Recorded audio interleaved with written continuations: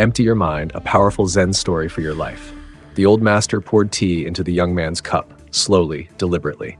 The young man watched as the tea reached the brim, but the master didn't stop. The golden liquid overflowed, spilling onto the table, then onto the floor. "Master, stop! The cup is full!" The young man gasped, startled. The master looked up, his eyes calm, almost amused. "And yet," he said softly, "you have come seeking wisdom with a mind already full." The room fell silent. Outside, the wind rustled through the trees, carrying with it the distant echoes of a temple bell. The young man swallowed, unsure of what to say. He had traveled for weeks to meet the master, hoping to learn the secret to enlightenment. But now, standing in front of this frail old man with his simple robes and piercing eyes, he felt something he hadn't expected. Doubt. Had he come all this way just to be told he knew too much? The master set the teapot down gently. "Come," he said. "Let me tell you a story. Long ago, in a quiet village tucked between the mountains, there lived a man who wanted to see the moon. Not just any moon.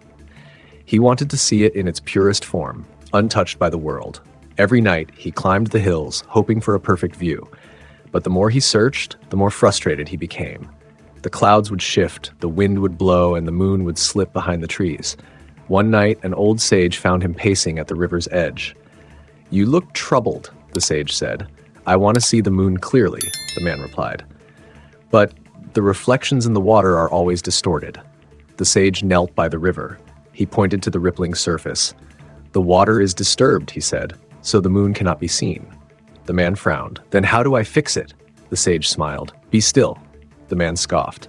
"That's it? Be still," the sage repeated, "and wait." The man sat, impatient at first, but then as he watched, something happened. The river calmed, the ripples faded, and suddenly, there it was, the moon, perfect and whole. For the first time, he saw it not through effort, but through stillness. The young traveler listening to the master frowned. "I don't understand," he admitted. The master chuckled. "You are like the man searching for the moon. You come seeking clarity, but your mind is filled with waves." The traveler's shoulders tensed. He had studied philosophy, read ancient texts, debated with scholars. He had come here expecting answers, yet all he was being told was to empty his mind. The master watched him as if reading his thoughts. Then, with a small smile, he stood and began walking toward the garden. "Come," he said, "let me show you." The master led the young man to a small pond. There, he picked up two objects, a smooth, heavy stone and a delicate white feather. He held them out. "If I drop both into the water, which will sink faster?" "The stone," the young man said. Without a word, the master released them. The stone plunged immediately. The feather, however, danced, floating gently, twisting, resisting the fall. "Why does the feather take longer?" the master asked. The young man sighed. "Because it's light, the air slows it down." The master nodded. And yet, in the end, both reached the bottom. The young man stared at the water. The master continued, "Some people go through life like the stone, heavy, burdened by their beliefs, their expectations, their need to be right. They sink immediately." Then he gestured to the feather. "Others learn to let go, to trust. They fall too, but they do so lightly, without fear."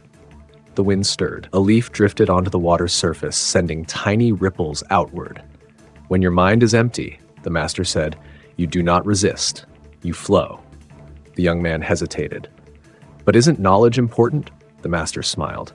"Of course, but knowledge is only useful if it serves you, not if it traps you." The young man thought of all the things he had memorized, all the theories he had debated. Had he been gathering stones when he should have been learning to fly?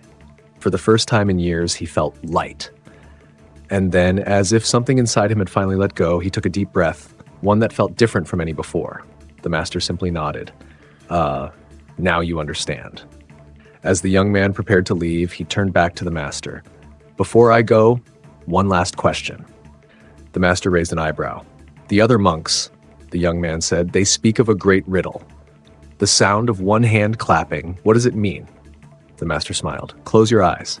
The young man obeyed. A moment passed, then another, and in the silence, something shifted. It wasn't about hearing the answer. It was about feeling it, the absence, the space between. When the young man opened his eyes, the master was already walking away. He never got an answer, but somehow he no longer needed one. Most people spend their lives like overflowing cups, so full of thoughts, expectations, and fears that they have no room for anything new.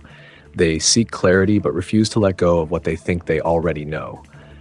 But the wisest among us, they understand that true wisdom is not in adding, but in subtracting. To see clearly, you must first become still.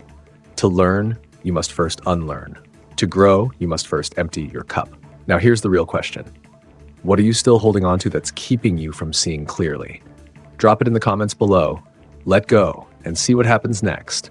And if this story resonated with you, there's another one waiting for you, one that might just change everything. Click here to watch it next.